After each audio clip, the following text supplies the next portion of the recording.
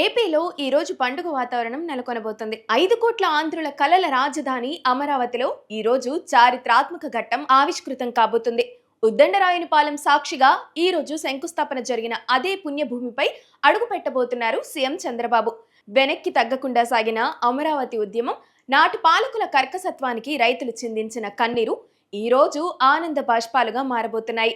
అమరావతిని అడ్డుకోవాలని చూపిన శక్తులపై గొప్ప విజయం ఇదే. ఉద్దండరాయునిపాలెంలో రాజధాని నిర్మాణానికి అంకురార్పణ జరిగిన ప్రదేశంలోనే ప్రత్యేక పూజలు నిర్వహించారు. అమరావతి పునర్నిర్మాణానికి నడుం బిగించిన చంద్రబాబు రైతులకు కృతజ్ఞతలు తెలుపుతూ అక్కడ నుంచే కీలక సందేశం ఇచ్చారు. కేవలం ఉద్దండరాయునిపాలెమే కాదు, ఈ రోజు ఏపీ వ్యాప్తంగా ఏపీ థ్యాంక్స్ ఇండియా నినాదం మారుమోగబోతుంది.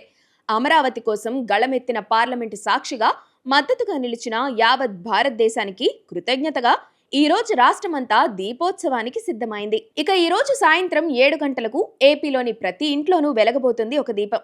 ఇది కేవలం వెలుగు కాదు, చీకటిని చీల్చుకుంటూ వచ్చిన అమరావతి సంకల్ప జ్యోతి. చంద్రబాబు పిలుపు మేరకు ప్రతి గడపపై దీపం వెలిగించి దేశానికి థ్యాంక్స్ చెప్పేందుకు జనం ఉత్సాహపడుతున్నారు. ప్రభుత్వం ప్రతిష్టాత్మకంగా నిర్వహిస్తున్న ఈ దీపా క్యాంపెయిన్ తో ఏపీ నలుమూలల అమరావతి సెంటిమెంట్ వెలువెత్తుతోంది. ఉద్దండరాయునిపాలెం నుంచి ఢిల్లీ దాకా ఇప్పుడు అమరావతి జపం వినిపిస్తుంది. సాయంత్రం 7 గంటలకు వెలగబోయే ఆ దీపాలు ఏపీ భవిష్యత్తుకు మరింత వెలుగు నింపబోతున్నాయి.